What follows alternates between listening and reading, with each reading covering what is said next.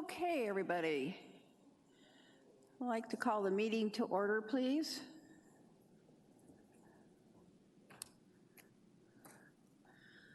Okay, are there any announcements?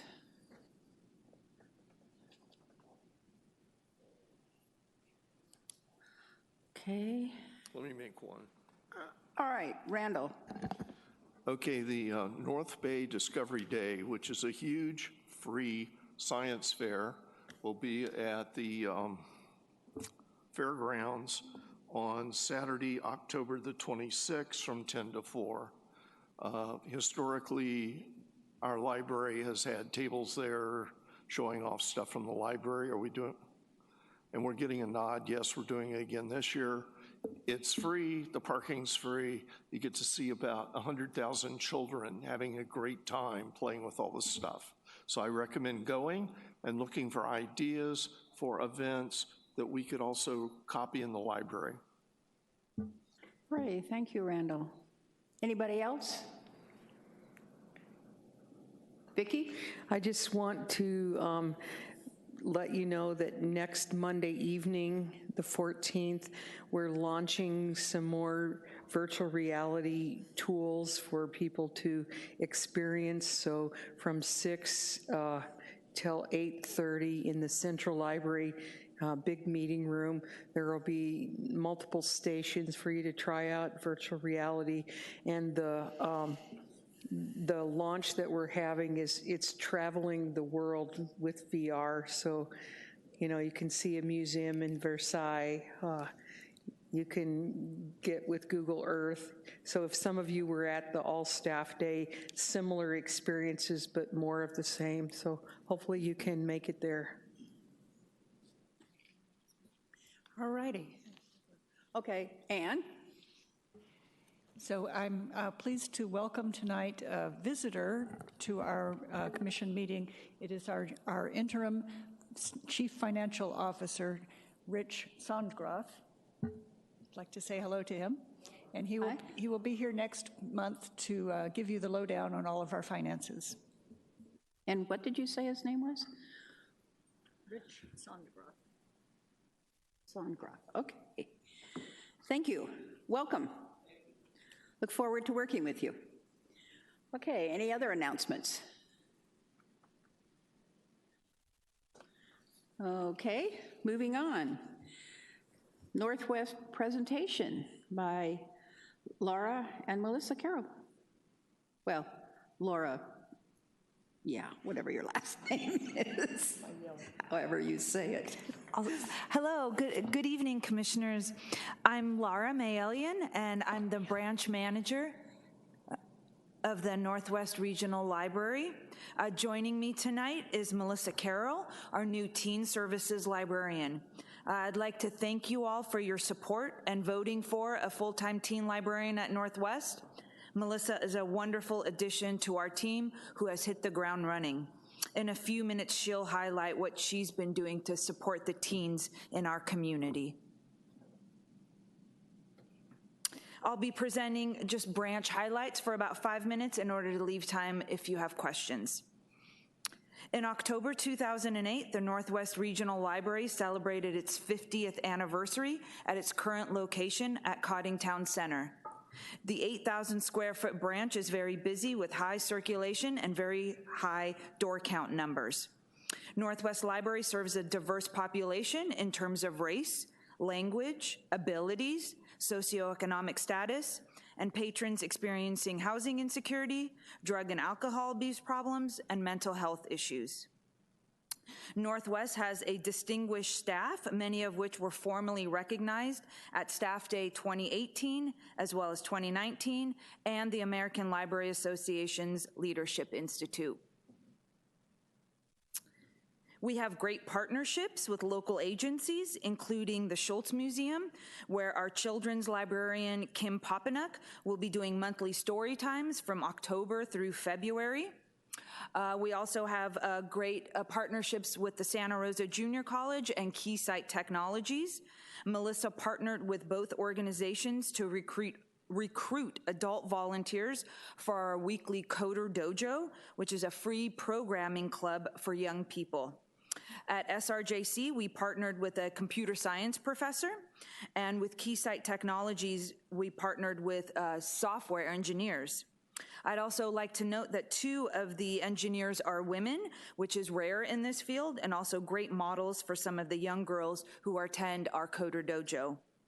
Coder Dojo is one of the examples of 21st century skills that we offer at the Northwest Library. This sometimes, if it's something that our schools are unable to provide. Also, these coding clubs can be very cost prohibitive to some of our families, so the library is filling an important gap in services.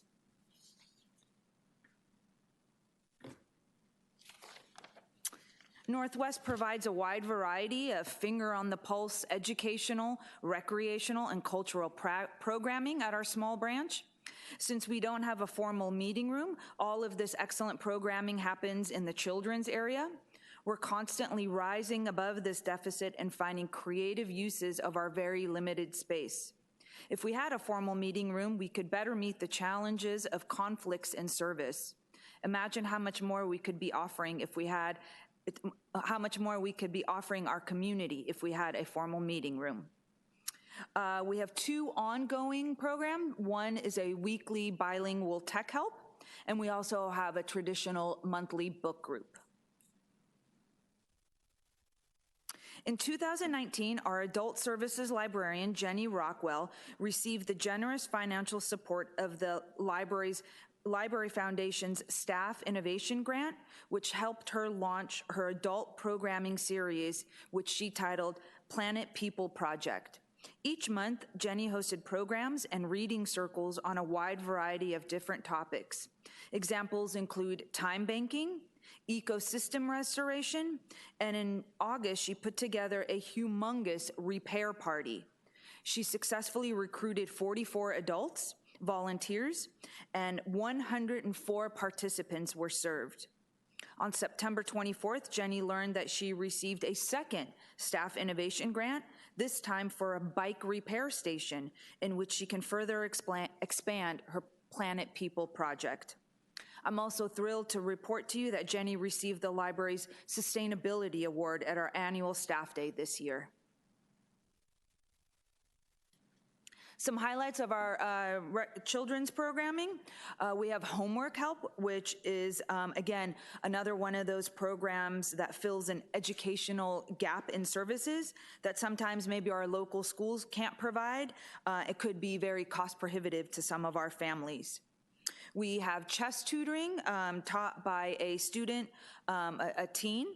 And we have multicultural story time, in which our children's librarian will be hosting a traditional story time, but picture books read in English, Spanish, and Chinese.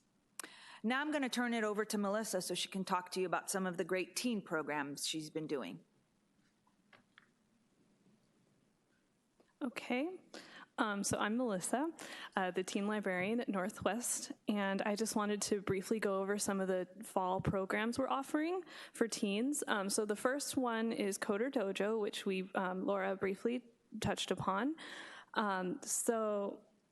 This program is for ages 8 years old through 17 or 18 in high school, for that wide range, for students to learn 21st century skills using Scratch and Code Combat. So they're learning how to code, and they're learning this from software engineers and a computer science professor at the JC. And what is so cool about this program is that it is breaking down the digital divide and barriers to technology, because you don't need a computer or any skills to attend. You just show up, we provide the computers, we provide the instructors, and there you go. And then you can learn how to code. So we feel strongly that this is important work for us to do in the library.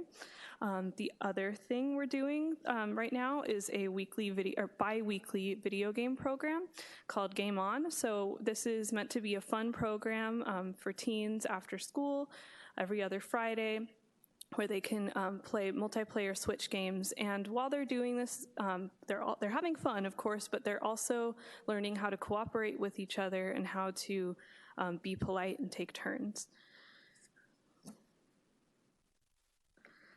And then finally, the last thing I wanted to highlight is this month we are having a Learn the College application process, and this will be bilingual with a Spanish interpreter, which we believe is very important, especially for the Northwest branch. We have a lot of Spanish-speaking patrons, and this is to make this program more accessible to all of our our teenagers and their families to learn how to apply for college.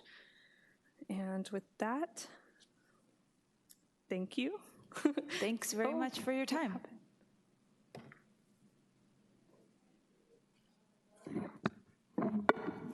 Yes, thank you both. I was delighted to read your presentation, and when I read my packet over the weekend, and I thought it was just beautifully laid out, great pictures, and really organized beautifully, and really appreciate that. I wanted to comment especially that I love the Planet People project. I love that, and I hope we can duplicate that maybe in some of our other branches. And I was also curious, because I think the Weekly Coder Dojo is a wonderful program. I was wondering how you were able to recruit engineers from the junior college and Keysight. Sure. So as you may be aware, we do offer Coder Dojo at Petaluma, Rincon Valley, and Guerneville. Some of you also may be aware that I was the teen librarian at Guerneville last year, and I transferred to Northwest. So I helped start the program in Guerneville, and now we started the program in Northwest. So I had made connections through my volunteers at Guerneville. Some of these volunteers also are coming from the Rincon Valley branch, because for a while they had too many, so we kind of figured out how to share resources. But also the Keysight Technologies, they have an incentive for their employees to do volunteer work, so they encourage their employees to go out and give back to the community, so that's one way. And I believe Diana was the first one to partner with them, Diana Spalding. Okay. Oh, our former director was the first one to partner with them. Oh, Brett did? Okay. Right, thank you. Okay, Andy? Thanks for a great presentation. I was also interested in the Coder Dojo, and I think it's great that you have been able to arrange these partnerships with Santa Rosa Junior College and with Keysight. I was just curious, what kind of participation are you getting on a weekly or monthly basis? How many kids and teens aged 8 to 18 are taking advantage of the program? Sure. So we've only been doing it for about a month. We started beginning of September, and the most people we've had in one session were 11. So it varies week to week, but we're seeing an increase, which is what we would like. And I'd also like to add in, we're actively looking for a bilingual person to help out, because we feel that a lot of these kids would benefit from that. So if you know of anyone, let us know. And Andy, at the Petaluma Coder Dojo, sometimes there are as many as 40 kids every Wednesday. So this is a growing concern. And I think that also at Healdsburg, I think they're doing a coding for girls. No, Sebastopol. Is it Sebastopol? Girls Who Code. Girls Who Code, that's what it is, yeah. Sorry, I knew it was. Well, I think that's great, and I hope you can get a bilingual volunteer, because that seems to be consistent with your other programming. So thank you. Okay, Deborah. This may not be in your area. Great report, really. I was wondering how you're marketing now that with a new teen librarian. Were they waiting for you at the door, or have you had to reach out to the community to let them know that you're there? Well, I've been recently doing some school visits, so that's certainly one way to get the word out. We also utilize our social media websites, and Jenny Rockwell was the previous, well, she's currently our adult librarian, but before I was on board, she was half adult, half teen. So she had already compiled some contacts that I have adopted and used to get the information out. I've been making the teen area more inviting and putting flyers up there. So if, as teens or their families come in, they're able to get the word from there. Thank you. I'll just add, I left for you, at Northwest, we make a monthly calendar, and this we will hand out if anyone is inquiring about anything. And so it has events for children, teen, and adults. And so even if the patron isn't inquiring about a teen program specifically, they will see it on this. And I always tell the kids, if I give them one, put this on the fridge. And when mom or dad or parent or guardian asks, "What did you do today?" Take this calendar and show them all of the things that are happening at Northwest. I have one more quick thing to add. The other thing that I think has been helping us get attendance to programs is making sure that all of our flyers are bilingual, translated into Spanish. That for us has really made a difference. We see a lot of foot traffic with Spanish-speaking families, or it could be that although the children speak English, their parents may not. So sending them home with bilingual flyers makes it it's better for the parents because they can understand what's available for their children. Okay. Any others? Yeah. Okay, Anne? So last Thursday, I had an opportunity to spend some time at Northwest working alongside the staff there. And after 2 hours, I came away not only exhausted, but with a very great appreciation for the work they do. And if you ever want to really have a feel-good moment, go on a Thursday when they have Read to a Dog, because it's a happening place. Thank you. Okay. Thank you. Thanks Melissa very and much for Laura. Excuse me, I'll get it right yet. Thanks. Thanks again. Thank you. It's good work.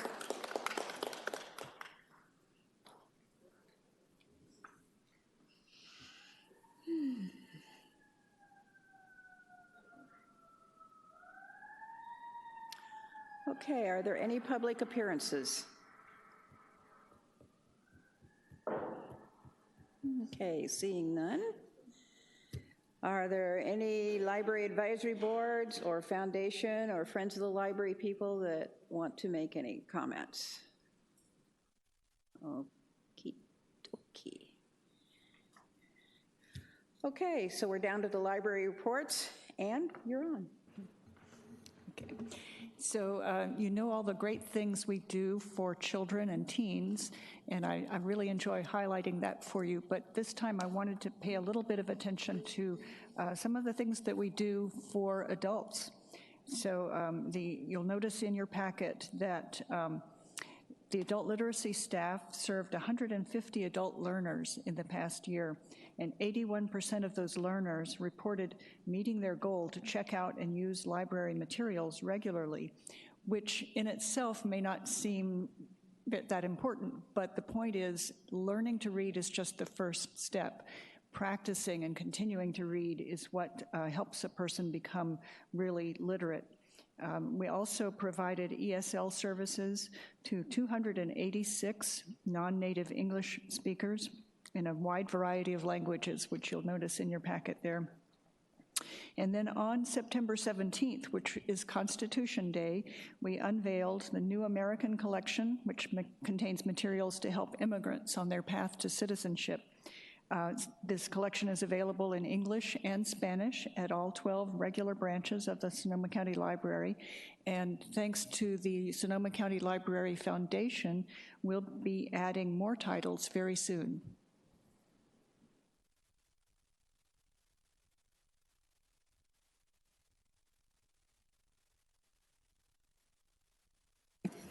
That brings us down to the monthly financial reports.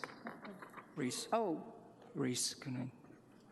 sorry. Oh, sure. I just wanted to make one brief correction. Thank you for the in-depth report. On page 18, just in the fact that they did provide some services at the all-day staff and could possibly be a library partner. The last paragraph. Could you speak in closer to your mic, Sure. please? The last paragraph on page 18, it says the Santa Rosa Care Collaborative. It's actually the Sonoma County Resiliency Collaborative. Just wanted to make that correction. Thank you.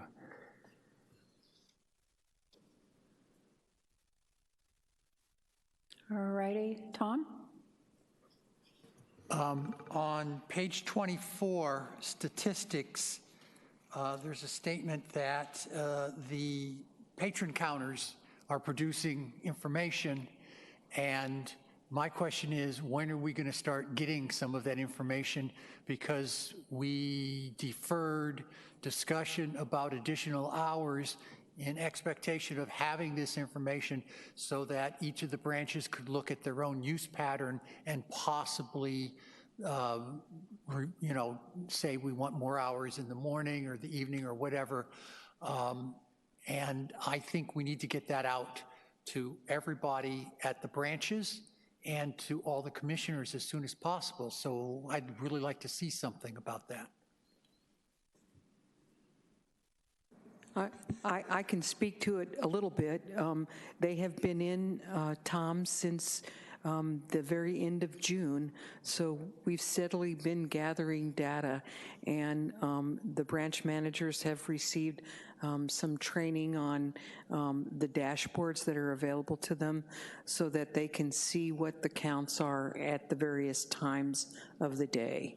So are we going to get some kind of report, statistical report saying in Sonoma that during this 3-month period, these were the use patterns or something like that? there you go.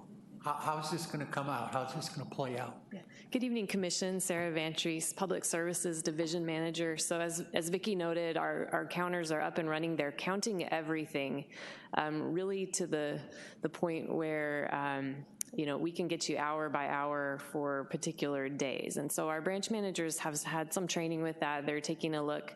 They can look at heat maps, which is helping them look at staffing by time of day and when they're busiest. And for the most part, what they're seeing is kind of confirming their observations, and so that's good when your data matches your experience. Because there is just so much information we could be giving you out of that. I'm happy to hear if there are any specific things you're looking for, but our branch managers are empowered to pull those reports at any time as they're making decisions. Well, as I said just a few moments ago, we deferred extra hours in the expectation of having some kind of meaningful input from these counters. Mm-hmm. So I suppose what I'm saying is I think we need to have some kind of meaningful input distributed to the commission members so that we are prepared to discuss that, because we're going to have budget discussions again in about 3 or 4 months, and we need to have that. And we should have summertime and then non-summertime use and long day use, whatever you can come up with. Let's see what you can come up with. But I think we need to have something for that, because that was one of the big decisions, the determinants about deferring additional hours.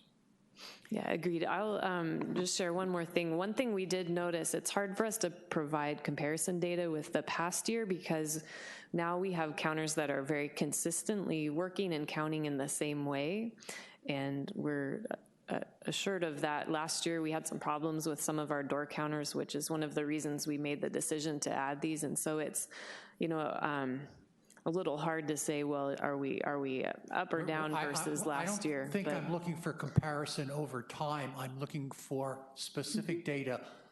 Since we've had June, since we've had these counters, when are people using it? Is there a crowd in the morning at 10 a.m. or whenever they open?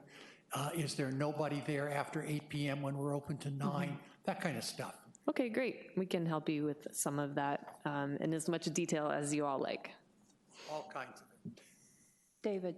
Yeah, I would suggest that I agree with Tom a lot, and I would like to see just the first 3 months. You know, it doesn't have to be pretty, but if we could have something in the packet by next month, just a general summary and maybe some helpful hints about how to get more details.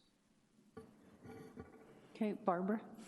Yeah, I had that same thing circled, and our concern, again, to underline what Tom said, the commissioner's first priority last year when we were doing the budget was hours, and we put that whole thing aside because we felt like we didn't have enough data. And this was a big part of it. Is anybody coming in at night? We don't know. You know, we only had these kind of big overall numbers of how many were coming in per day. So it's a really critical thing I think we're all very concerned about. And so I'm just emphasizing that again, because I think, you know, again, it's not just interesting, it going to have everything to do with our budget discussions, as far as I'm concerned. And I had a couple other remarks if we... About this issue? No, about the director's report. Okay, why don't you hold 1 minute and then we'll get back to it. Okay, are there any other comments? So I would like to request, It's great to hear that that the numbers are matching the experience, and so with this 3 months, you've got the summer nailed down. But it would be nice, even if we get the 3 months data, if you're projecting in, say, the next 3 months or the next, you know, what are the major points with lots of people, or when the people disappear, something like that. If that is sort of something that you all already know, then it would be nice for us to just have a heads up for that, even if we don't have the data, just so that we know what to expect. Thank you. okay, so I would like to request of you, and might take a little bit of work, but have daily counts for each of the libraries. And then I would like some hourly counts, and I'm not, maybe 1 week of the month or 2 weeks of the month, you know, Monday through Saturday, how many people came in hourly. I'm hoping that the computer programs are good enough that all you have to do is punch a few buttons and it shows up for you. I don't know, because I don't know what your program is like that you're working with. But start with some raw data like that we can see, and then we'll work down to figuring out what this actually means to the libraries. Could you do that? Yeah, we can definitely provide both the daily count by branch, and we can also do kind of a heat map by hour, by day of the week, and over whatever time period. Yeah. So, you know, we can definitely do that, maybe looking at quarterly or monthly, because by the time first 3 months, yeah. Let's see what we get, and then we can figure out if I don't think we're gonna need it every month, but that'll give us a start if we do the first 3 months, and then we can work from there. Would that be okay? Yes, we can do that for you. Okay, thank you. Does that work with everybody else on the commission? All righty. Okay, thank you. And you had some comments about some other parts of the... Yes, number one, I was pleased to see the director's report early on, because it's the business of the library, and it's really nice to kind of get to the guts of things early on, so I'm pleased with that movement. I do have a lot of questions, though, and I'm never quite sure when to ask them, so I'm going to, if you'll bear with me. On the director's report on page 15, I read about the automated materials handling system field trip, and which I also saw on Facebook, and I was curious if there's any update on that, or if the work group is still assessing that. Yes, actually, we had our last meeting last Thursday. The group discussed all the things that they've learned over the last several months of meeting weekly, and came to the conclusion that they felt overwhelmingly that this was a very good thing for Sonoma County Library. So I have instructed Vicki to go ahead with issuing the RFP, And when we have selected a vendor, then members of the ad hoc committee would like to be brought back on as part of an implementation team to design how it works in the headquarters facility as well as in the branches. Great, thank you. I also was wondering, I saw the Petaluma Refresh meeting, if we have any dates on the Petaluma Refresh and the alternative site for the library? We are looking at the spring. I don't have an exact date for you, and Sarah and I will be meeting with city officials soon to discuss alternative sites. We don't have an exact one I can quote for you now. Thank you. Okay, I also on page 16, the finance and facilities, I'm, of course, was very concerned about the loss of our CFO and then the positions beneath that position. So I was pleased that we have an interim here tonight. I didn't catch his name and wondered if you could tell us a little bit more about that arrangement.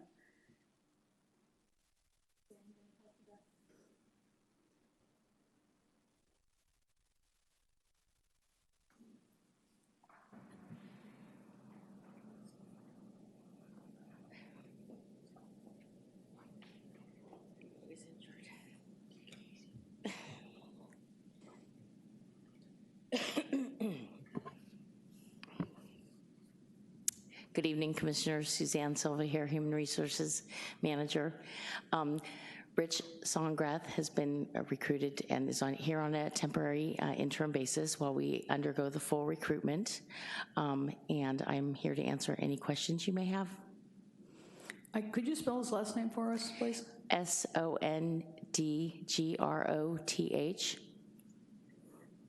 And could you give us a little bit of information about his experience? And yes, he has extensive experience in going into agencies and helping them in exactly with situations like these, some mostly private sector, but I will tell you that I did an extensive discussion with the county and with our previous auditors to discuss about what kind of intense situation that we would, what we would need in an interim situation and what would we actually need to have in terms of skills, knowledge, and abilities to help us get through the interim in a position where we're in right now. And by vetting out his skills in education and having a conversation with him and talking about to the county about training him on the EFS, which is the most critical component. Obviously, having a background in accounting and finance is more critical, but being able to get our bills paid and continue on with the audit and input and approve vouchers in through our system at the high level and work with yourself, your fine body, and integrate with the Measure Y committees and the finance committees. And Jamie and I, who are, Jamie being a long-term person, and myself, and Ann met with him and had a conversation about the situation that we're in. And we felt that with our professional knowledge of the organization and the library, that this is going to be a good fit for our agency. So welcome, Rich. And when did you start?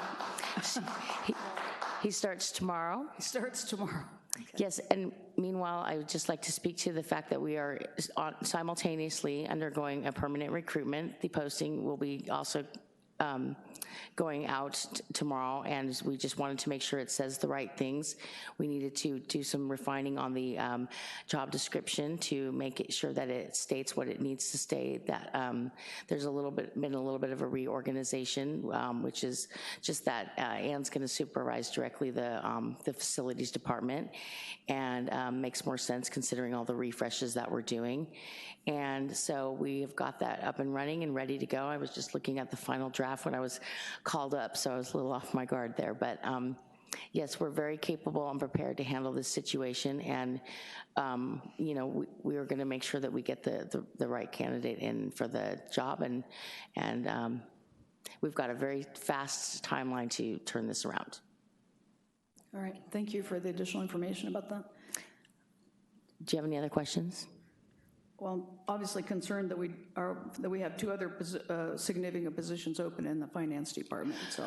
Oh, well, we do have an accounting coordinator that is starting next Monday. She's already been selected, and we did inform her of the situation, and she was okay with it. And then we have an accountant position open, and we are testing right now for the position, and because we'd already had that recruit, it was posting closed, and we're going to be testing. And so we're going through that round, and we'll be interviewing and filling that. We have temporary employees in the position right now, and the union had some discussions with them, but now that they understand, and obviously everybody wants the bills paid, the money handled accordingly, and staff to be paid. So we will keep the organization alive and well. Great. Thank you for that. Thank you. Any other questions for Suzanne? Okay, thank you, Suzanne. Thank you. Barbara? Okay, I still have a couple more going through this report. On page 21, under relationships, we're talking about the, so this is a community relations manager's report. It says that we do have the news that the Free Bookmobile project has officially separated from the foundation. So I was really happy to read that. And do we have a date when that happened? Or just... Are you coming down for that, Ray? It looks like he is.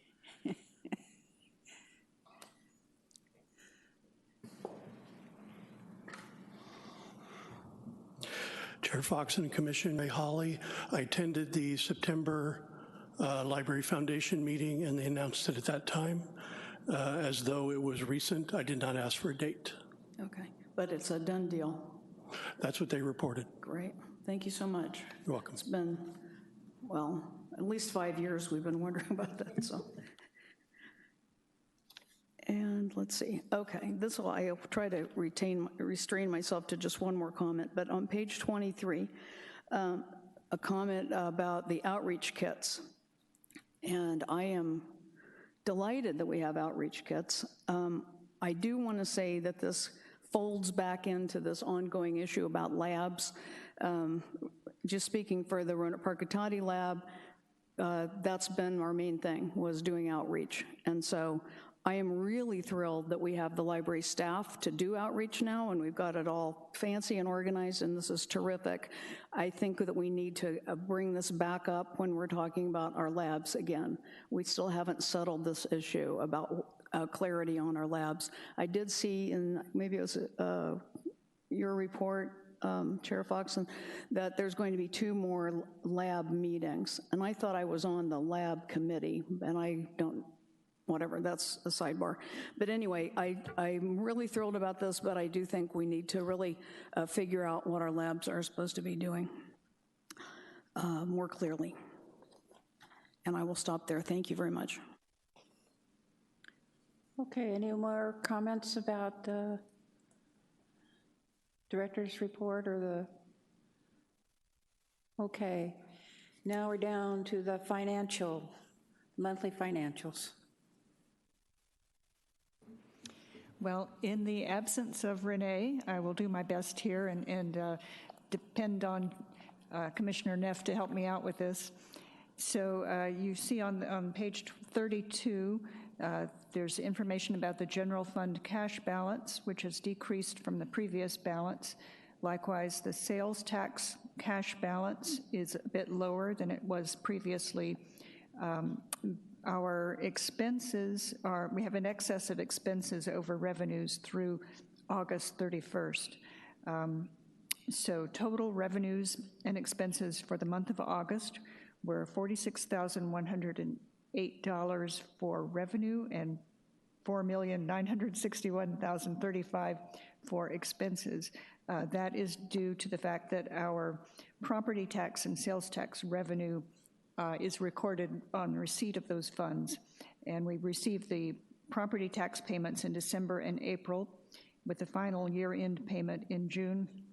Sales tax payments are received once a month for the sales tax revenue generated 2 months prior. And as Renee has explained to us a couple of times, the sales tax revenue for at the end of the fiscal year, the beginning of the fiscal year, gets a little bit wonky there, so that's why we have a lower revenue versus expenditures for August.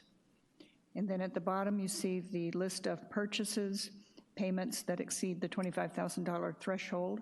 If you have any questions about those, I'll be happy to respond to them. Commissioner Neff? Actually, this is a question for Jamie. The second line item is overdrive subscription at $219,000. Is that an annual payment or a monthly? Page 32. Page 32. It's listed as monthly, but I'm pretty sure that would be annual. Uh-oh. That's a lot if it's monthly.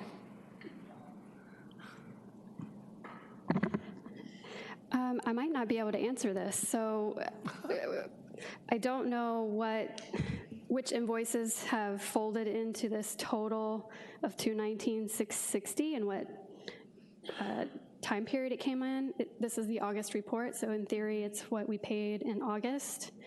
We don't have a subscription with Overdrive, so we purchase individual titles. The only thing we pay annually is a platform fee, and it's nowhere near that amount of money.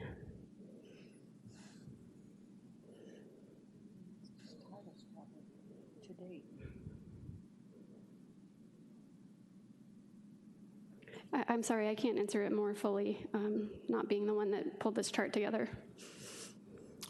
Okay, thank you. We can look into that and let you know.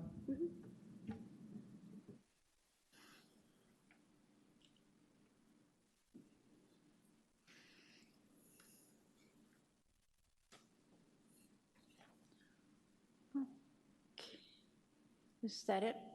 Okay. Are there any other questions about the financials for this month, this last month?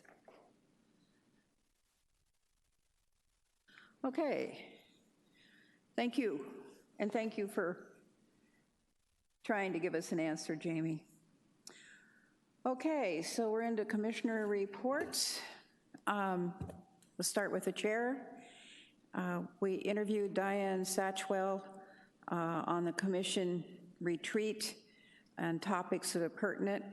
If any of you have any topics that you would like to have in this retreat or included in this retreat, please send an email to Jane and she can forward them to me. I know I've already gotten them from one commissioner and I do appreciate it. It has been set for November 2nd, so please put it on your calendar. I know a couple of you are having some difficulty with that date, but with everything else going on, that seemed to be the one that worked the best.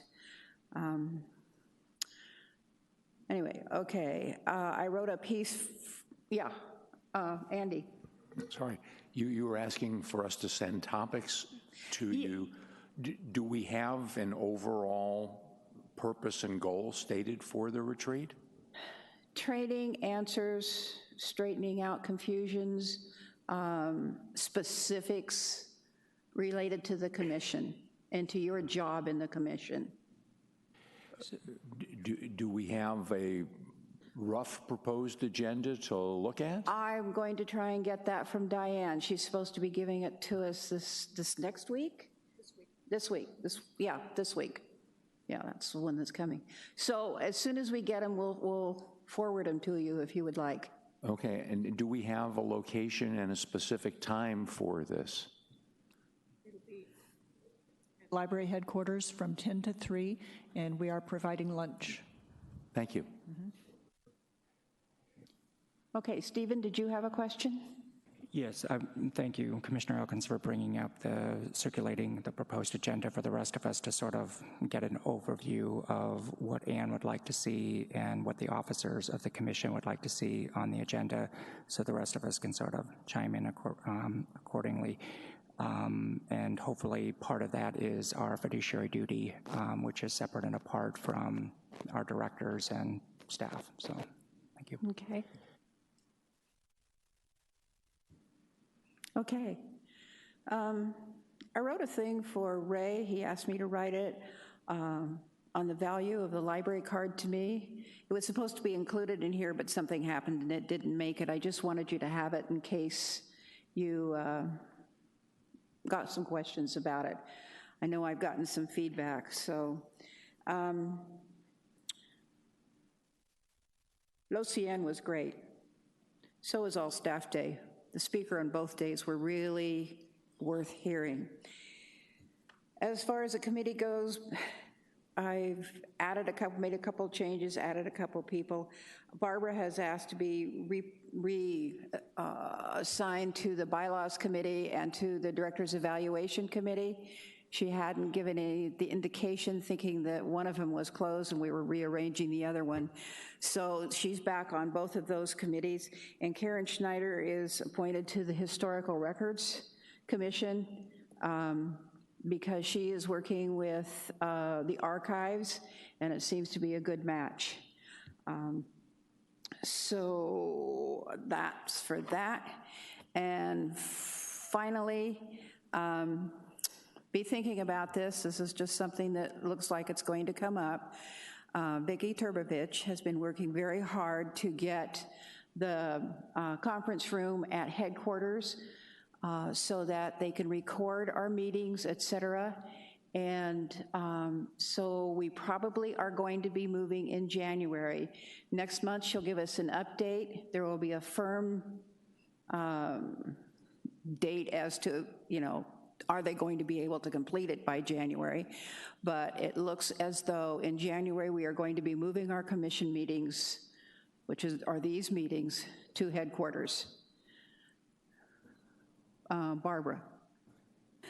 Yeah, I'm not complaining because I'd be the big beneficiary that's living in Rohnert Park, but it just seems to me that this is the commission and these are our commission meetings, and the commission should decide where we're going to have our meetings rather than, it seemed as though this should be a discussion item rather than a fait accompli.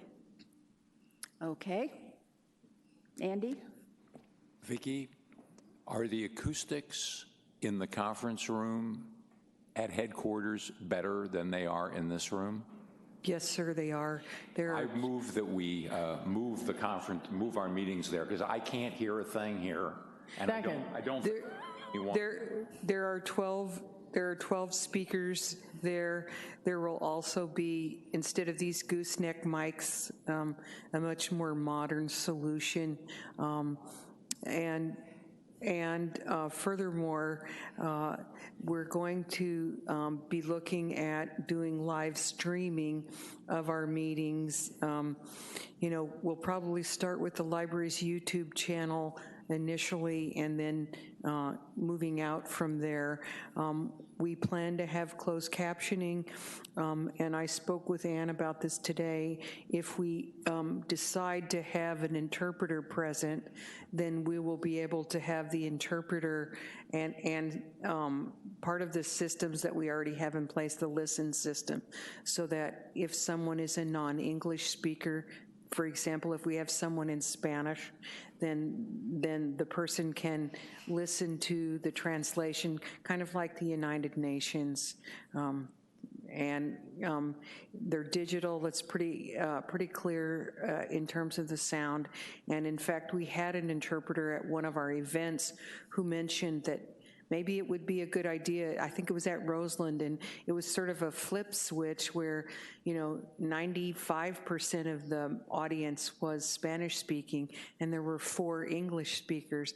And the interpreter who was interpreting both in Spanish and English said to us, wow, wouldn't it be great if I wouldn't have to be going like this, and I could just talk in a microphone. So I'm looking at that solution in a portable way so that our events management people can use it as well. So I think the acoustics are very good in that room.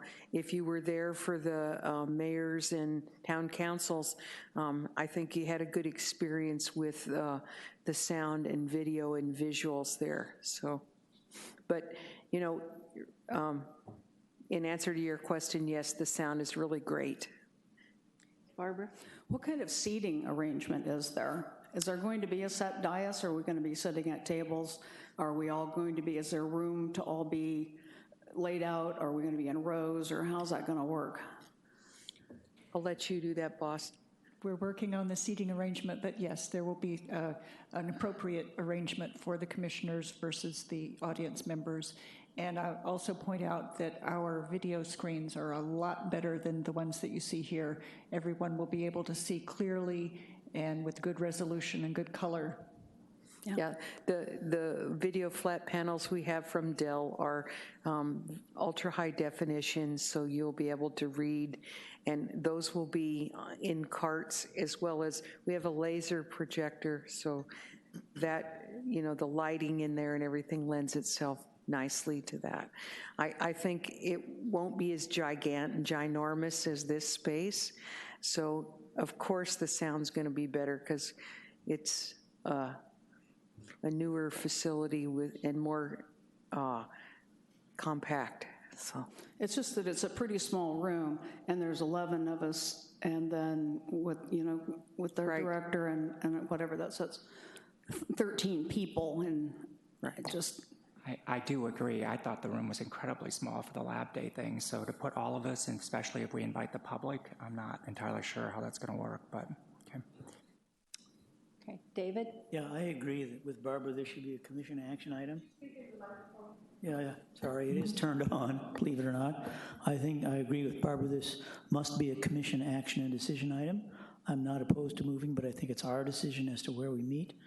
Also, I wondered, on the technical side. Yes. How is our video feed for the public, which goes to our website, going to compare in quality with the feed that the city uses here? Well, I think our feed is going to be much higher definition again, I have looked into our own Granicus feed, and it is just ultra expensive. It runs about $900 per month for that feed, and so. Right now, I'm not really sure of the arrangement that the city has about Granicus and allowing us to use it. I've tried to talk about it several different times, and I think it's kind of, I'm sure it's legal, it's just, I don't have the details on it. I've tried to get them multiple times. Barbara? Well, to follow up on that, are we not going to have it on Granicus? Are we just going to have it on YouTube? Is that what you're saying? Well, I think we're going to probably have it on Granicus at some point, but I think starting off with at least the video feed and the closed captioning would be on YouTube. That's right. The issue with the point with Granicus is you can find it. You can find the topics. You know, it's indexed. And so if you want to just go to an item on the agenda, you can go there and you won't have to watch the whole video. Okay. So I hope we're not going to lose that. I don't know what our our YouTube channel is like. I'll look into what we need to do about that. Because we're a public agency. I mean, we need to do it. Correct, right. Correct. And I'm not trying to do it not right, Barbara. Yeah. I think that I am trying to look at it based on the law and based on what we have to provide with, the Brown Act and so forth. So I'm looking at it straight from that, but I'll certainly follow up with the Granicus feed. The problem with Granicus is, again, that there aren't competitive services. So they get to charge a lot of money. They do, and it is a lot. Well, $900 a month, is that what you're saying? $900 yes. A month is,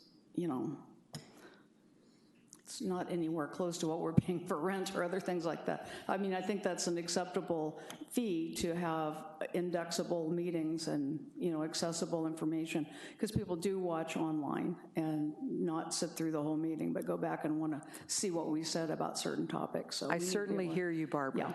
Yeah, okay, thank you. Well, with these comments, why don't we go away and think about it?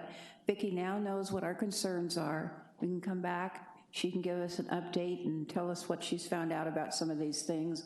We can discuss it next month and then vote on it as an action item in December. Is that agreeable with everybody? Oh, fine. Is this conference room 2 or conference room 1 we're thinking of using?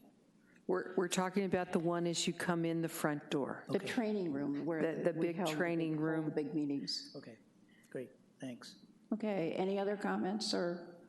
Okay, so we'll discuss it again next month and look at it formally in December. I also think there's a piece of equipment that is necessary for Granicus too. I just want to be clear about that. So, and I don't know the cost of that encoder unit, but I'll find all of that out and get it out to you through Jane very shortly. It'll be a day or two. All right? Deborah? So are we going to withdraw the motion on the floor? I was going second? to ask that. Okay. Actually, we couldn't actually do it without making it a formal one, too, so. Just checking. Paul? Okay.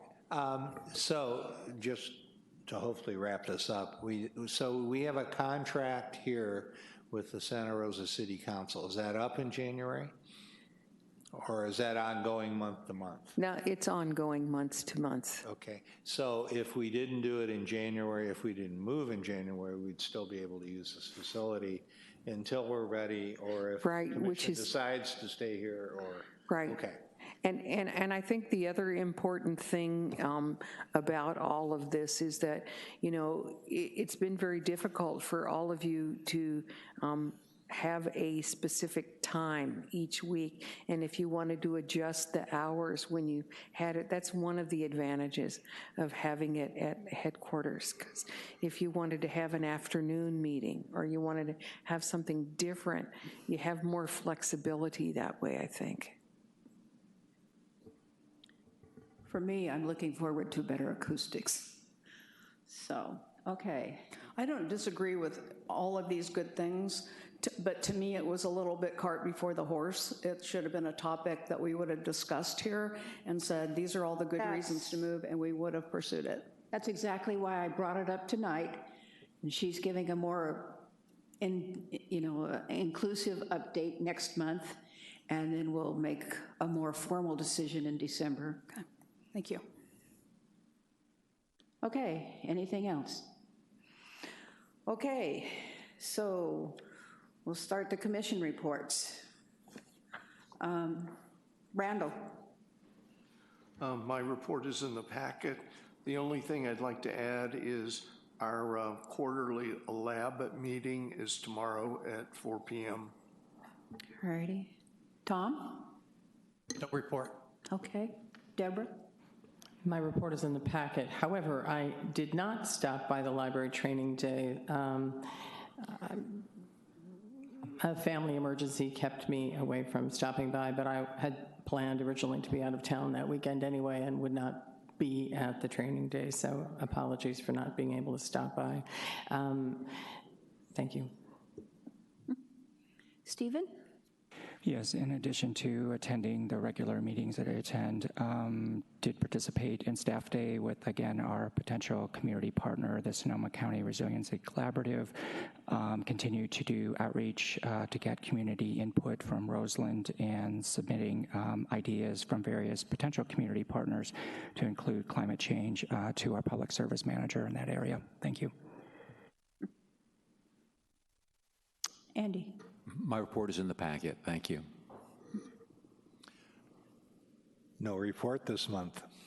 All righty. Barbara? My report's on page 42 and 43. Just so quick highlights. I did love the author event we had at Runner Park. Nina LaCour, who is a really award-winning, amazing author, and she's made me a young adult fiction fan. I loved the the Sebastopol Library Parklet event. There was a couple of Saturdays. It was just an amazing variety of experiences all put together, and I commend Matthew Rose and his staff and the volunteers who put that on. And the all-staff day, again, kudos to everybody involved, and that was I think it was my favorite one so far. It was a really excellent event. So thank you to Morgan and to everybody involved in that program. Oh, and welcome to our new branch manager, Phil Hoft. Thank you. David? My report is in the packet. Okay, that was quick and easy. My report's in the packet. I do want to bring one thing to your attention regarding the lab retreats. I'll comment on it later too. But the 16th of November and December 7th are the 2 dates that have been set, and you'll be receiving notification and agendas shortly. We have a meeting, Cerro Lagos and I, tomorrow. So other than that, moving on, director's evaluation. Things got really mixed up this time, and I didn't get some things done because I was dependent on some other things getting done. Anyway, we are going to be meeting this month, and we will move forward then. Finance Committee. My report is in the packet. I want to say that I will really miss Renee Norris, our ex-CFO. I thought she was doing an excellent job in spite of all the pain and anguish. Okay. Stephen. And thank you, Commissioner Neff, for your ongoing reports and efforts. In here, you mentioned about the OPM payments, and it seems like we are now in compliance with a motion that we had passed a while back about the number and the amounts, but I'm not really clear. Can you help? Actually, we're 2 payments behind our plan that we were, the problem was the annual payment is $750,000, and then we decided to add 2 more $750,000. And because they're all the same number, we get confused. You know, it should be, one of them should be 751 or anyway. So I think we're 2 short on the plan, two payments short on our plan. And then with a follow-up question, so then when are we going to make those payments? And I take it we have the money available to make them. Do you know anything about that? We'll be discussing it in the Finance Committee, but we'll probably try and spread them out. So the 2 additional, so we have 1 payment scheduled this year in our budget, the property tax budget, and that we will probably make 2 more sometime, and we'll try and spread them out over the fiscal year. Is it okay if I speak to this really quick? I'm Suzanne Silva, Human Resources Manager. So I'm not on the Finance Committee, but I am the acting person who's in charge of the secondary of the OPEB trust account, because I just have this knowledge because I'm the HR manager, so somebody has to be second. It's a voluntary account that we pay into, so we're not behind on any payments. So we made an agreement to make these payments, but we're not being dinged for not making the payments. And we did just make a $1.5 million payment into the trust. So is that what you were talking about? I could just clarify. I remember that we passed a motion about the amounts and the payments. Okay. So I just want to make sure that we're good and we're in compliance with the motion that we passed. That's my point. With the motion, okay, all right. Because I just wanted to make sure that there's no problem. When I spoke with CalPERS the other day, everything is on board and we're in great shape, so. Okay. So when was the last payment made? The last payment was just made the 26th of September. Okay, so we're probably caught up now. Yes, we are caught up. I also want you to know that I've heard from 2 different people that we are being used as the example for dealing with the OPEB issues as the exemplary group. So that's a good example or a bad example? Yeah, good example. Okay. Yeah, so, okay. That was finance advocacy. It's good to be an exemplar. The Advocacy Committee is in the the Advocacy Report is in the packet. We're looking forward to developing a PowerPoint presentation that all of the commissioners can take forth and talk about the library, and we'll be presenting that at a later date. Subsequent to our meeting, however, something came up that falls within the advocacy purview, and so I'm going to be bringing it to your attention later in the meeting. Thank you. All righty. Moving on to the foundation liaison, Tom? I was not able to attend because I had a prior commitment before Alrighty. appointment. Was anybody, did you go, Ann, to the foundation meeting? Ray did? Okay. Was there anything of any import that we should know? If the answer is no, you don't have to come down the stairs.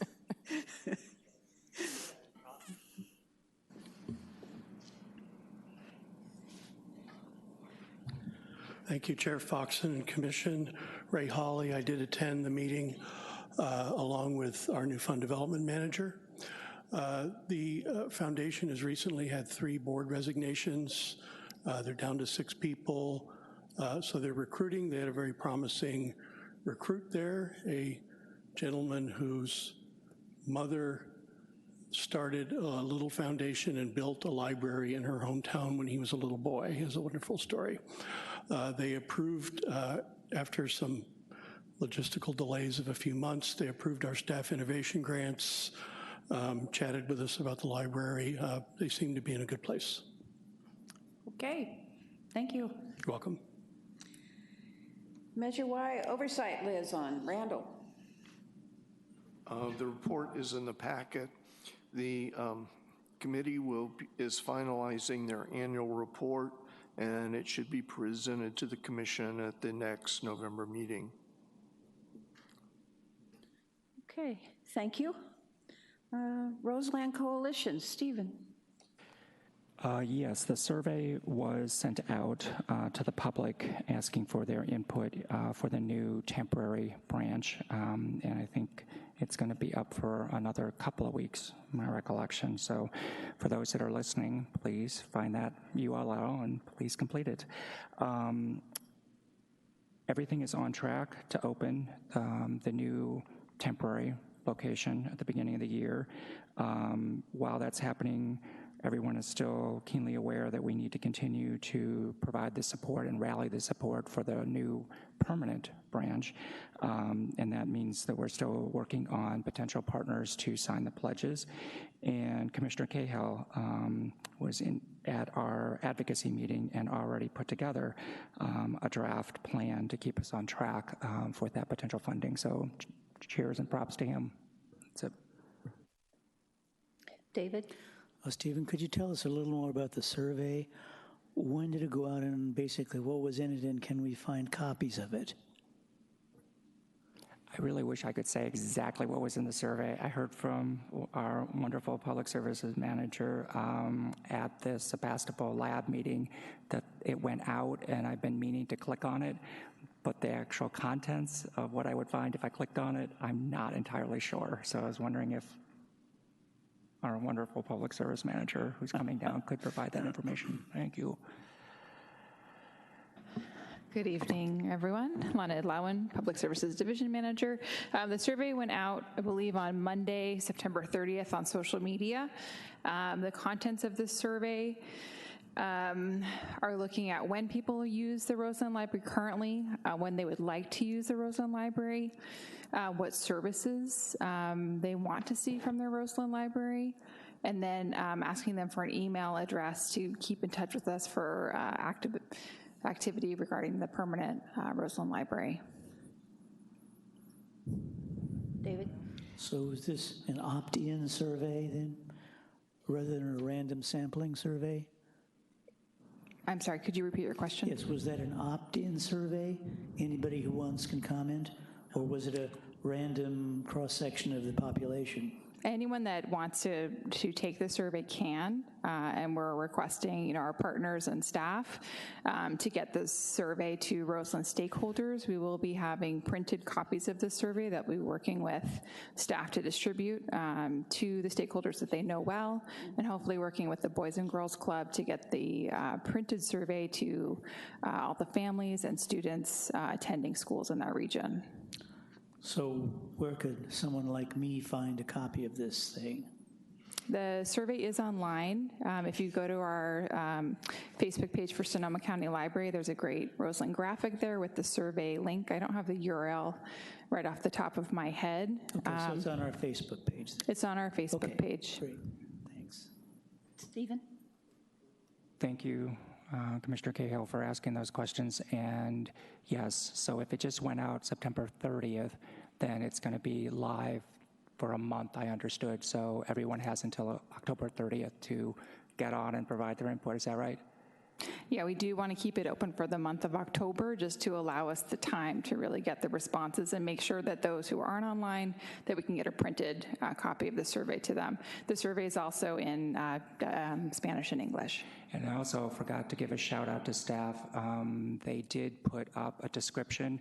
It's not on the front of the temporary branch location, which I was kind of thinking it would be like, hey, stay tuned to when we're going to move across the street. You do have to walk in, and then there's the board to the right, and it does talk about the opening and a picture of the new branch. So props to the staff. Barbara? Just a follow-up. So social media, Facebook is the only way people can access that survey. It's not on our website. Is it going to be on our website, the library website? It is? Okay, I don't have my glasses on. I see you're nodding now. Who, page 55, the action plan for the permanent Roseland Library branch, who owns this? Who wrote this, and where?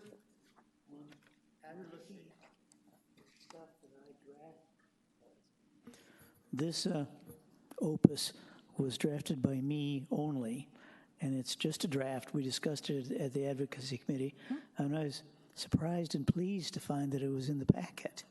Okay. It's not been approved by anybody. Okay, because it seems like, kind of notes and some speculation that the city of Santa Rosa is not going to donate, and some assumptions that may or may not be accurate. I didn't see anything in here about grants, and I didn't see anything in here about our development director, and I didn't see anything in here about the Roseland Coalition participation, so I didn't know. That far. Didn't get that far. It didn't what? I did not get that far. Oh, you didn't get that far. Okay. So I think those are probably too early to put this on here, huh? Not my decision. And thank you so much for calling it out. It showed up in the packet. It just showed up in the packet. Okay. I'm sure if we have suggestions, we can just email the members of the committee and they will consider them. Where it came from? It's in the Anything else? Okay, moving on to the SOP committee. Andy, can you give a brief?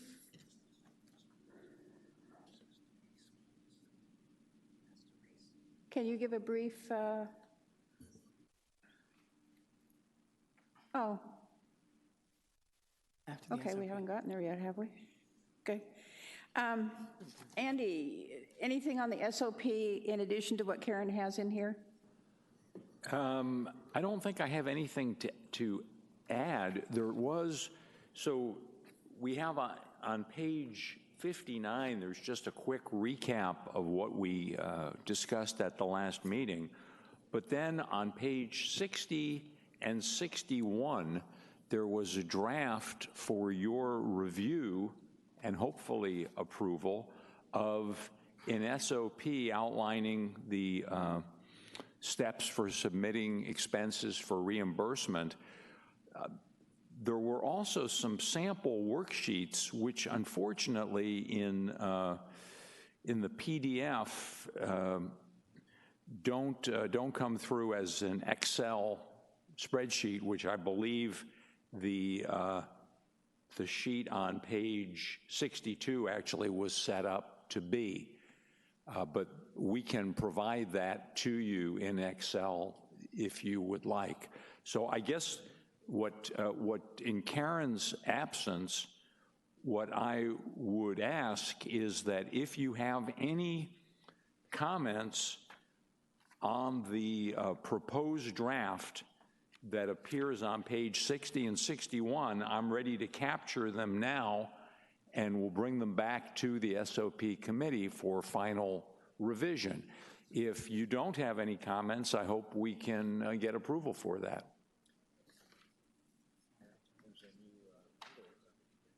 Yes, there is. He wasn't there, though. He was. Are there any thoughts, or do you want to send them to Jane or to Andy? No, it's not. It wasn't to. It won't be a final vote, but I would like to know if you have changes and would like to tell them to me now. That's great. If you would prefer to take a few days and send us anything, you can do that, and then we would put it on the agenda in final form for approval next month. Reese, is that correct? Yeah, our next meeting is on the 23rd, isn't it? Our next meeting would be on the 23rd, where we would complete any of these. So The if you 21st is, I believe, our next meeting. Okay, so if you could get us any comments you have on this by the 20th, then we can work with it. Well, the 21st is a Monday. If you could get us anything by Friday, Oh, yeah, the okay. 18th of October, that would be great. So if you do have any comments, you can send them to me in Karen's absence. Okay, And then can we add this to the agenda for next month for Okay. approval?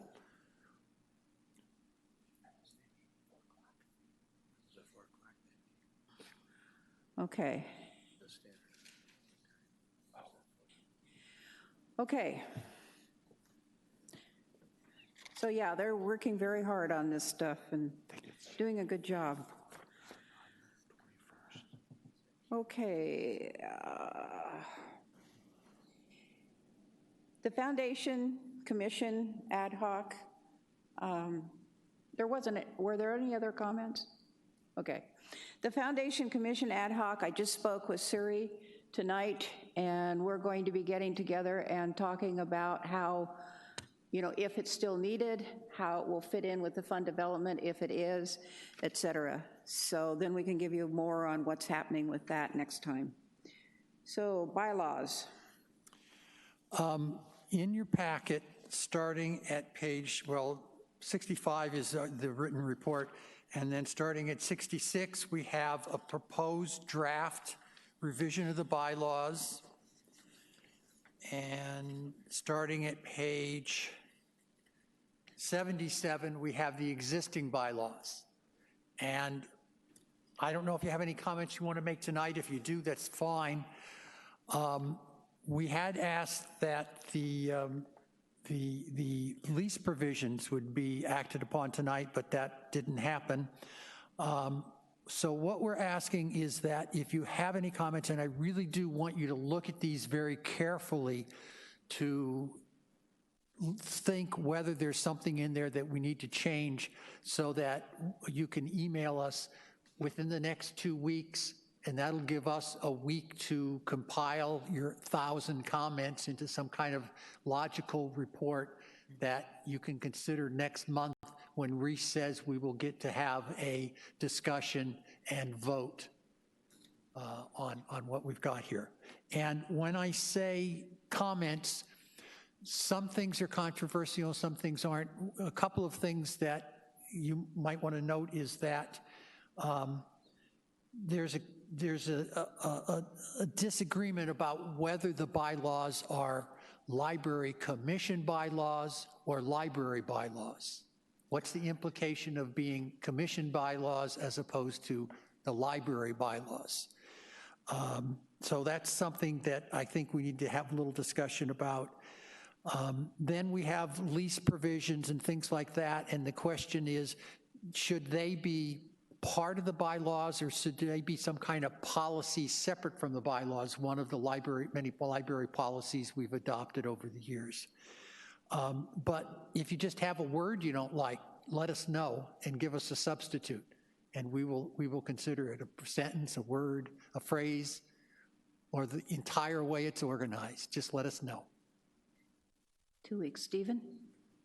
Well, thank you to you and your committee for the ongoing work. And yes, it is interesting that you brought it to our attention that there's some sort of, discrepancy about whether these bylaws are ours as commissioners versus the libraries. And for me, I think that it's very straightforward in the fact that we owe the fiduciary duty to the organization. So I'm chiming in with the idea that we should definitely move forward with our own bylaws as a commission. And if the library needs to have its own set, then we investigate that. But I definitely think that, again, we owe the fiduciary duty, and so we need to be very clear about what it is that we're implementing to effectuate that. There's my comment on that. And then as far as the leases, we've been discussing it for a number of months, almost a year. What it is that we're proposing, from what I can recollect, is general principles that we would like to see in each of them moving forward.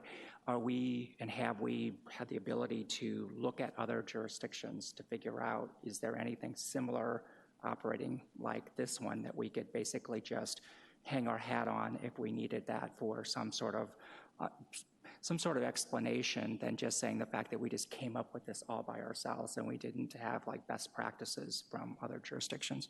Thanks. We did not investigate other jurisdictions, but those basic principles are what all the existing leases we have pretty much contain, with some differences where some of them expired after 20 years or different things like that. But basically, they were all pretty much written 30 to 20 years ago, and I'm assuming they were David Sapsay, simple, very simple kind of things. These are agreements between friends. We're not trying to write the dissertation that's going to define everything that's going to happen. We have to give and take a little bit, and it just kind of lays out the basic principles and the highlights of what we're responsible for and what the cities and the county are responsible for. And so we tried to make it simple. We tried not to act like we were being imperious with the cities, because that would not be politically popular, I'm sure. And that's why they're almost folksy. David? Yeah, I really appreciate the lease standards. That's how I wanted to go. I'm pleased that we're not trying to impose our will on the members of the JPA. And I think that the standard should be a separate document, not part of the bylaws. As to whether or not they're the commission's bylaws or Sonoma County Library's bylaws, this is the kind of conceptual snarl that is impenetrable to lay people. And what I would suggest is that you ought to ask our general counsel what she thinks. She's a great believer in library bylaws as opposed to commission bylaws. Okay, well, that works for me. One last thing, whenever I see someone saying the changes are so extensive that we could not create something that is clear, indicating what the changes are, I'm wondering what the problem is. I know the new version is a lot longer. I promise not to say anything about that. Uh-huh. Okay. Then how would you like to break your promise? Not in public. Okay, Stephen? As a follow-up, is it possible to just get like a couple lines of thinking from our general counsel about why she's weighing in the fact that she's a big proponent of library bylaws versus commission bylaws? 2 sentences? Well, whatever she would prefer. I'd like to see something in writing from her or him explaining rationale, because maybe it'll clear it all up for me too. Thanks.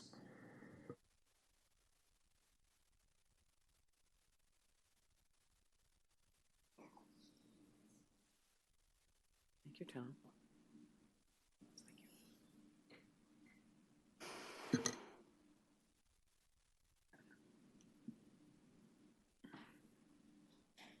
Barbara? Yeah, just to one of David's points, I just want to remind everybody that in the joint powers agreement, that all the powers the jurisdiction signed, that's our governing document, it says in there that lease standards shall be established in the commission bylaws. That's where they're supposed to be. And somehow we've kind of spun off into this conversation about whether these lease standards should be in the bylaws or as a separate policy. And if they need to be a separate policy, that's fine, but somebody will have to explain to me somewhere down the line when our governing document tells us what to do, and then we don't do it. I don't understand why they would not be in the bylaws when the JPA says they are to be in the bylaws. So that's my outstanding question. Thank you. Okay. Any other comments? When does the committee suggest we have a discussion on this? At the next meeting? Okay. I said we should probably set aside an hour for the discussion. Were you saying something, Deborah? Okay. Anybody else? This obviously is a hot topic. Okay. And are you raising your hand? I am.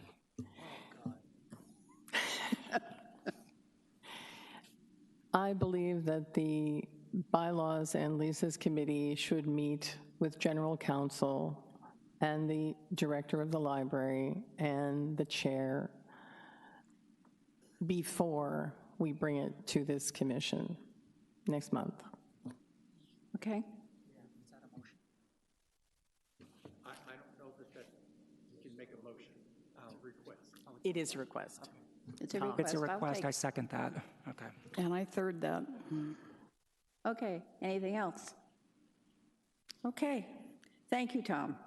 And thank the committee. I thank the committee for all their hard work. And I know it's been a grueling process. Okay.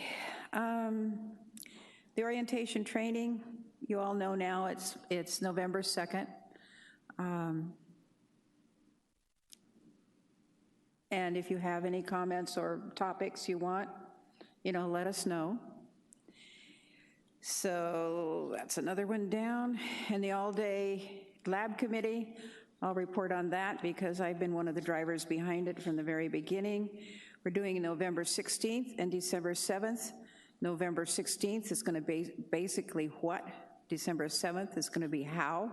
I'll have a better sense of the agenda tomorrow after Sarah and the facilitators and I meet. And we'll get more information out to you. Okay, that down. No lab appointments that I know of. Okay. Consent calendar. I'd like to pull item 9.2, please. Okay, pull 9.2. Deborah? The Archives Committee. Oh, sorry, you even sent me a card. I did. Commissioner Schneider asked me to report on the ad hoc archives task force. We, as I reported last year, golly, it seems so long ago. As I reported last month, we met with Supervisor Gorin, and the county has been responsive in trying to address the archive situation. So there's a new task force, and it seemed logical to make Commissioner Schneider the representative from the library because she's so experienced with this, and she's from Sonoma, and so and the county suggested that about 5 people from the Library Commission and the library be on the task force, and we thought that it probably was more efficient to make a smaller task force rather than a larger task force that would be perhaps less nimble. So we recommended that Commissioner Schneider represent the library, and also Ms. Vantries is there from the library, and we think that they're going to be terrific representatives. So then Commissioner Schneider will be reporting on that task force in the future. Okay, I apologize. No problem. Okay, so we're on the consent calendar now, and Barbara has requested 9.2 be pulled. Any other requests? All those in favor of the other 2 items on the consent calendar passing? Aye. All those against? Unanimous. Oh, I guess we have to make a motion and second it. Sorry, guys. I move that we approve those items. Second. Okay, so David Cahill made the motion. Deborah Doyle seconded it. Now we'll do that again. All those in favor? Aye. Aye. All those against? All righty, so it was passed unanimously. It asks for abstentions. Oh, abstentions? Sorry, okay. All those abstaining? No abstentions. Okay. So we're moving on to action items by motion.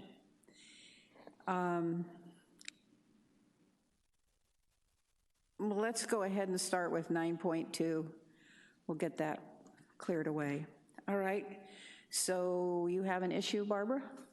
Oh, I just thought we should discuss this a little bit. My question is, are we changing the, well, one of my questions is, are we changing the reimbursement schedule? Or are we just taking away one of the responsibilities of the CFO, which is managing the facilities? We are not changing the reimbursement schedule. In reality, the HR has been reporting to the director since 2017, and as has been mentioned, with all of the refreshes and the facilities plan coming up, it made more sense to have facilities reporting to the director as well. Some of the feedback we received from the last recruitment was that the salary level we had set was perhaps not high enough for all the things we were asking that person to do. So we felt by focusing in on the financial aspects of it, we would be more appropriately positioned. Okay, so it's a change in responsibilities, not a change in salary. On the salary schedule, page, I think that's 98, it's just a language thing. So category 54 we don't have. 52, chief finance officer, that should be chief financial officer according to the job description. It's a little thing, but just for correction. I'll correct it. Sorry about that, commissioners. When I went back and reread the JPA, we had a really tight time frame for this process, but when I went back and read the JPA, it specifically states there must be a chief financial officer, so I had to make sure I got that right, and I just didn't have it right in time for when I put this up and through, so. I was just paralleling it to the job description, which titles chief financial officer. Yeah, I got that through in time. And then the second line of line 52 says division manager, administrative services, and then in parentheses, CFO. So I think we should delete that CFO on that line, right? Right, so I can take the CFO off, but I have to leave that classification on because salaries have to stay on CalPERS salary schedules even if they're not being utilized for more than 5 years, because if people go back for previous retirement pension calculations, we need to have them available. So I'll remove the CFO, but we just have to have a record that it exists for the next couple of cycles, and I'll make that change, and then I will post it to the web and intranet. Okay, thank you. Thank you. Andy? I think this is a question for Ann. Because you started to speak to the question I wanted to ask. I understand that you've made some changes to the job description. I guess my question, and I have no competitive information or any expertise in this area. My question is, do you believe that the salary that we're offering is adequate to attract the level of capability that we need for this role? Yes, I do. We had that analyzed, and they've reported that it was a competitive range. Thank you. Okay, anything else? I move that we approve the 9.2. I'll second I move that that. the Sonoma County Library Commission approve the chief financial officer job description. I'll second that. Okay, so Tom Hauser made the motion, and Barbara McKenzie seconded it. All those in favor? Aye. Aye. All those against? Anybody abstaining? All righty.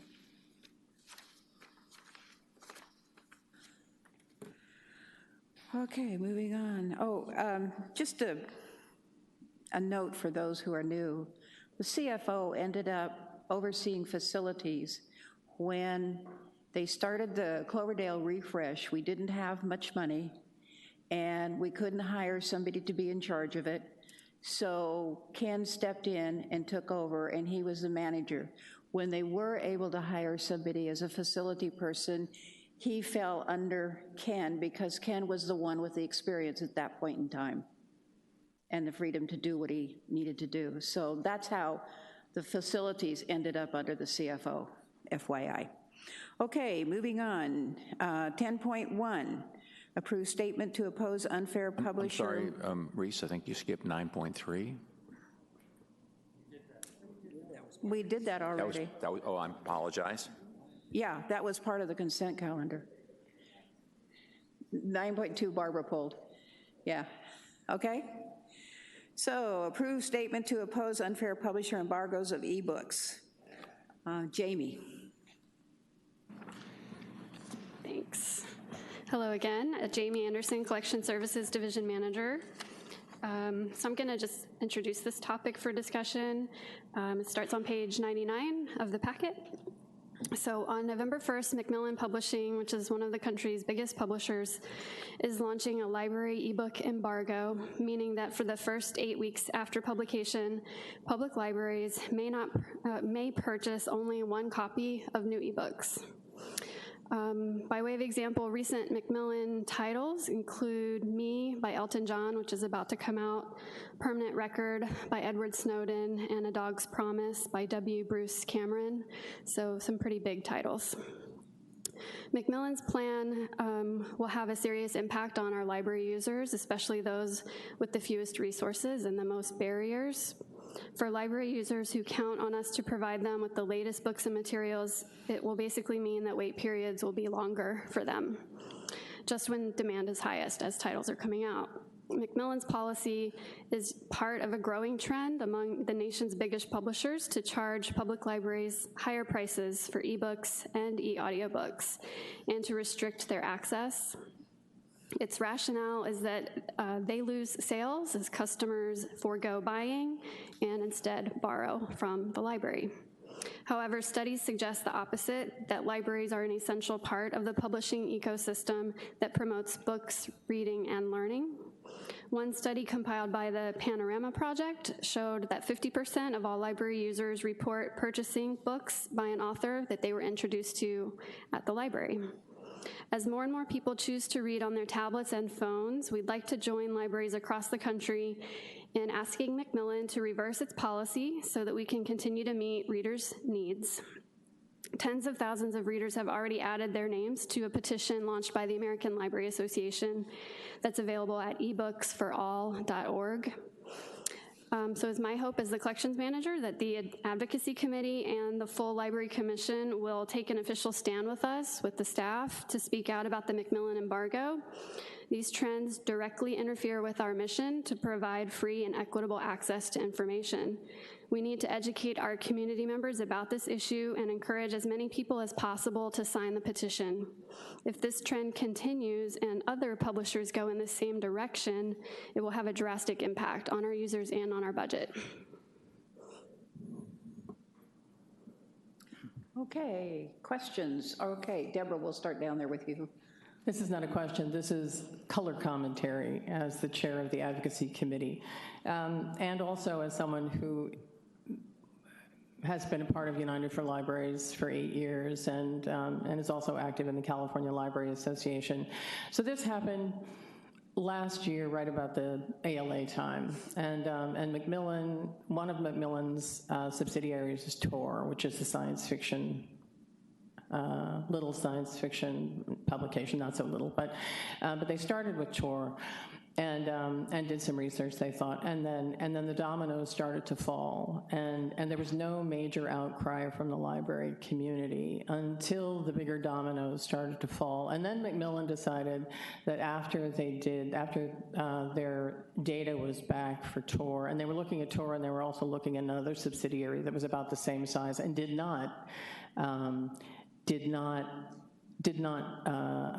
embargo, if you will, did not limit libraries' use of ebooks. And they decided that they liked what had happened with Tor because that was the one that they were in effect limiting libraries' access to Tor ebooks. So they decided that, and it's just to clarify, I'm not that Ms. Anderson didn't say this, but it's one ebook per library. That's the embargo. That's library system, Right. not library branch. Right. So all of the San Francisco Library gets one branch, all of the Sonoma County Library gets one branch, and the small little tiny libraries also get that one ebook. So now the sleeping dragon has awakened, if you will, in the library world, and it's the resistance to the embargo is growing, and some people in some states are actually embargoing Macmillan. So they are saying that they will not use Macmillan ebooks as long as Macmillan won't give libraries their ebooks. So what we're trying to ask you tonight is at least for us to join the protest and at least write to Tor and let our constituents know that it's not the library's fault that they're not able to get the current ebooks, because we are going to feel the heat. The library is going to feel the heat if people who have been used to getting the hottest titles have to wait for months at a time. They will be very cranky, and they deserve to. And so it is our task, I think, to object as the Library Commission, to give permission to the library to also object, but also to, I believe, get the word out to our users and the people in the community, because it is going to be their voice that really makes a difference with Macmillan. But today, we are asking you to let the Advocacy Committee draft some material that joins this protest. Alrighty. And we are unanimous in the committee, by the way. Yeah. I make the motion. It's on page 99. I don't know if I have to read the whole thing. I'll second it. Okay, so David Cahill moved that we join the other libraries opposing Macmillan, and Paul Heavenridge seconded it. So all those in favor? Aye. All those opposed? Any abstentions? Oh, Barbara, did you have something to say? Well, this is kind of discussion, but after the fact. No, I'm all for this, 100%. I'm just wondering if, in addition to our outrage and our letter, which I can fully support, since this is going to happen right away, November 1st, do we have the ability to at least more, paper copies of these books and try to work around? We can't get more than one ebook copy, but we can get more books. Are we going to do that? Or are we just going to make Macmillan look bad by not having? I would say we're not planning to buy additional copies more than we normally would of the print books. We'll continue to meet the 4-to-1 ratio that we always strive for in terms of the number of holds and the number of copies. The ebook users are not always your print book readers. Sometimes there's some overlap, but not always. So we're looking at them as two separate formats, but we'll certainly continue to have the same titles available in print and on, CD, book on CD that people can listen to, and all the other formats that we're, large type, et cetera, that we're always purchasing. So we can get more of these, like you say. Sure, nothing is stopping us from that. Okay, gotcha, thank you. Okay. Anything else? Okay, we're back to the vote. Everybody in favor? I mean, the motion has been made by David. It was seconded by Paul. So everybody in favor? All in favor? Aye. And all those against? Anybody abstaining? Okay. And please, all of you, go to the website and sign the petition. Thank you. Okay. Number 2, ratify notice of terminating legal services agreement with Works, Williams, and Sorensen, and approve legal services agreement with Freeman, Mathis, and Gary for labor and employment law services. Anne? So the attorney that we have been accustomed to working with at Burke Williams and Sorensen retired, and they assigned another attorney to us, and she promptly left the firm. They did not have a third option available, so we would like to terminate that contract and go with Freeman Matheson Gary for the full range of our HR personnel legal needs. Okay, any thoughts or comments? Tom? This new firm, they're the ones that are handling our litigation situation? That's correct. Do they have people that are experienced in other than litigation, specifically in the negotiations? Because I'm very concerned that having a really good negotiator 2.5 years from now when we're back with union negotiations is important, and I want to make sure that they have good people there. Litigation and labor negotiations are very different things. They are very different things, and yes, they do have good people for that purpose as well. Okay, have you spoken to them? Has somebody talked to them about how they handle that? Suzanne has spoken with them. Do you want to come forward, Suzanne?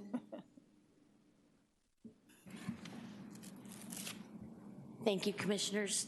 I was just waiting until I was called upon.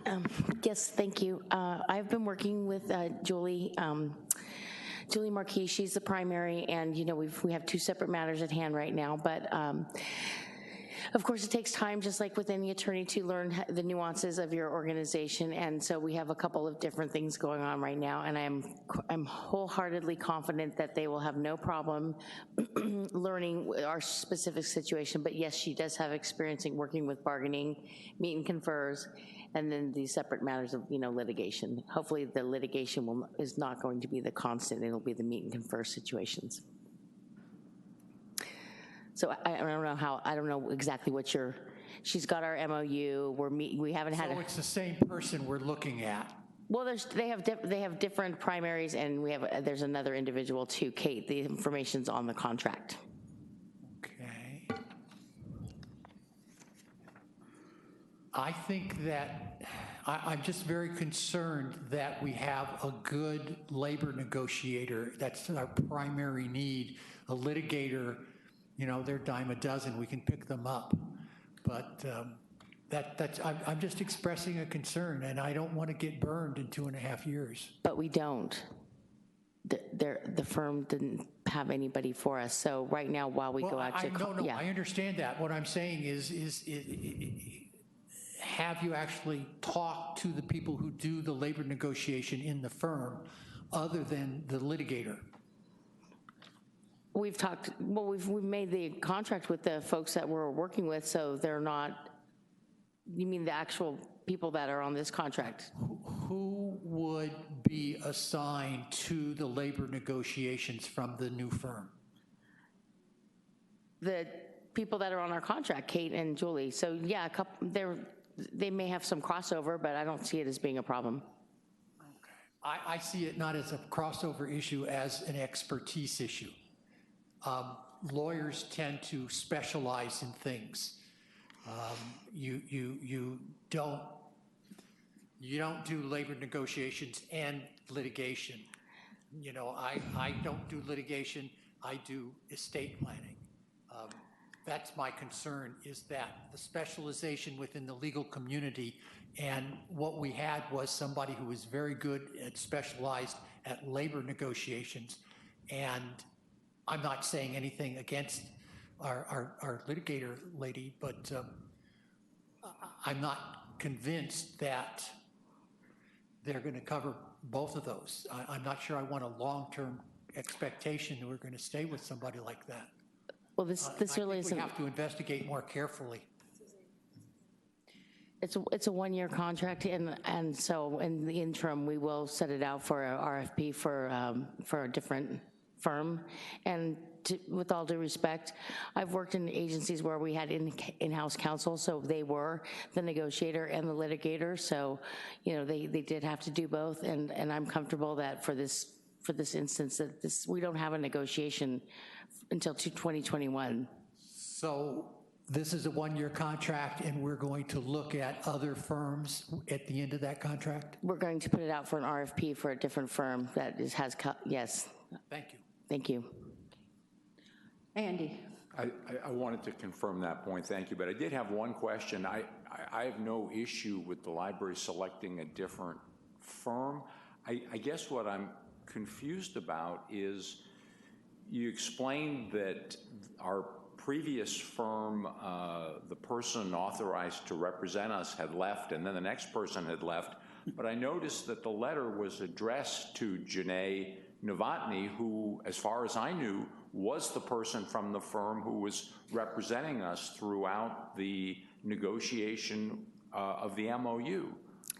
She's still working there per se under contract, but she's no longer an employee, so she's not really able to be their primary negotiator. She could still do a project for them on the side, but she was no longer the primary representative. And then the person that was listed as Megan as a backup had left to go to work for a private firm. So when we were making these decisions and who was going to be the person that would meet with us on our meet and confers, they had no name. There was no third person. So we can't be in a situation like that with issues that are needing resolution with SEIU. So I think my confusion is based on the fact that although the letter is addressed to Janae at that firm, in fact, she is not an employee of that firm now. Is that what you're saying? That is correct. She's no longer formally employed, and it's also addressed to the person it was addressed to the people that signed the contract. Okay. Yes. Thank you. From Burke, yes. Okay, Barbara? I think Stephen might be first. No, I just wanted to know, have we gotten any feedback is there any problems with our cancellation thing? Since it sounds like Janae is of council or something, she's still affiliated. So any issues, have we gotten any feedback, the cancellation letter? No issues. I mean, we had an amicable relationship. There was nothing wrong. We just need, continuity of service. So it was just, that's all we had. You're not protesting, right? No. Okay, Stephen? Yeah, I guess I was a little unsettled too in the fact that I've never experienced any type of firm just letting one partner sort of retire and then another one not be available. There is the duty of obligation to a client to continue the services, right? Abandonment is a thing. So my question is, then when all that happened, then we did not talk to any of the senior partners of that firm to say, so what is your solution? So are you going to give us the list of people that you would direct us to continue the quality of services?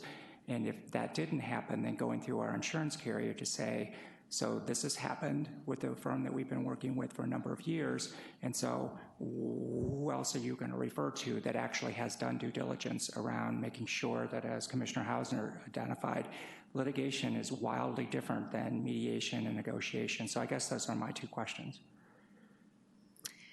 Okay, David? Yeah, I'm not willing to second guess the staff on this. I think the questions have been asked and answered, and I'm prepared to go ahead and approve this correction to an unfortunate double bailout on behalf of the lawyers that we were using. Okay. So let me make sure that we've got this correct. It's a one-year contract. Yes. And it's to fill the hole until we RFP and go through the whole process of locating somebody who might be able to meet our complete set of needs or whatever. Yes. Legal needs, I mean. Yes. Okay. So do I have a motion to ratify the notice of termination, et cetera? I'll make the motion to do both things. Okay. To ratify the notice of termination and approve the legal services agreement with the new firm. All righty. I'll second for discussion. I have one question. All righty. When somebody just said an RFP for all legal services, we're not talking about general counsel. No. So we're not talking about all of our legal services. Oh, all employment-related matters. Really I'm sorry, clear. All employment-related / labor-related legal matters. Right. I just want to get that on the record. Okay, thank you. Okay, sorry. Okay. We've got David Cahill making the motion, Barbara McKenzie seconding it. All those in favor? Aye. All those against? Opposed. Any abstentions? Okay, so Stephen Zollman was the negative. Okay. Thank you. You're welcome. Thank you, Suzanne. I know this isn't easy. Okay, actions by resolution. Approve amended conflict of interest code. Anne. This is simply to add Siri Tongjer to the conflict of interest requirement, since she is a senior member of the library administration. Okay.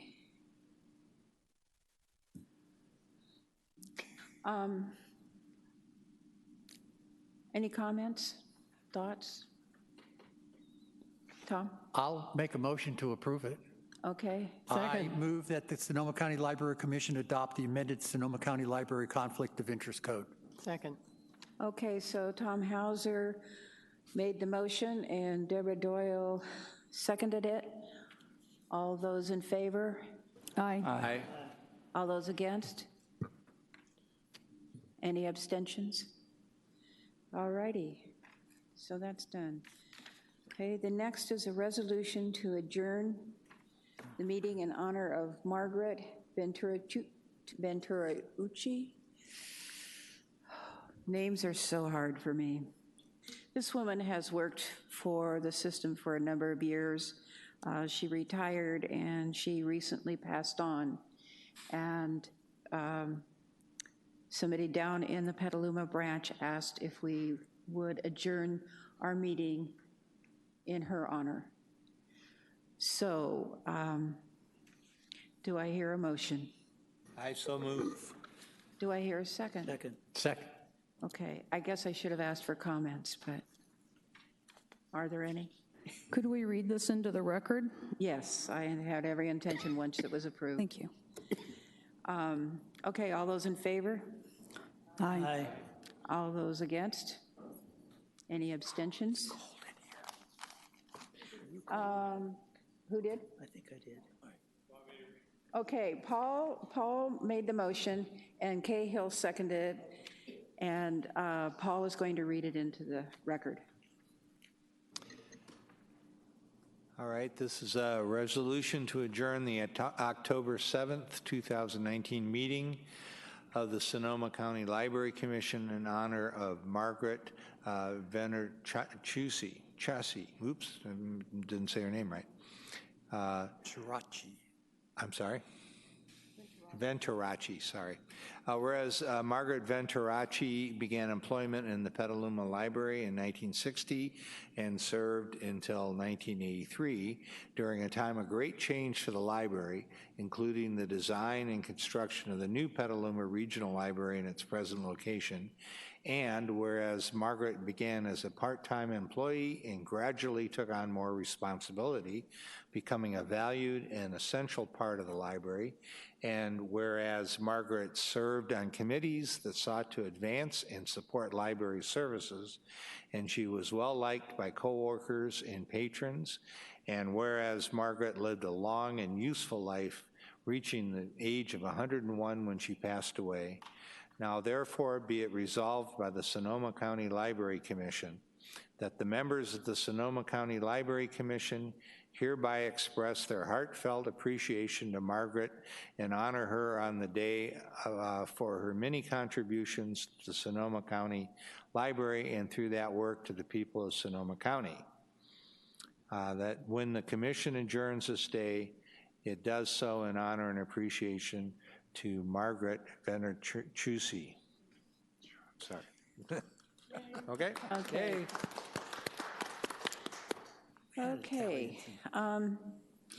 Any items for future commission meetings? Well, the whole issue of the commission moving. Okay. Yeah, we've already mentioned. What was that? Could you please use your microphone? The idea of moving down to headquarters. And what was your second one, David? I think that was, it? yeah. Okay, any others? Okay. The next meeting, regular meeting, is Monday, November 4th, 2019, 6 p.m., here in the City Council chambers of Santa Rosa. And thank you all for coming and hanging in. I appreciate it. I don't need 2 hours. Good evening. And with that, we are adjourned in honor of Margaret. And we hardly had to hang logs, 2 hours each. I know. Easy.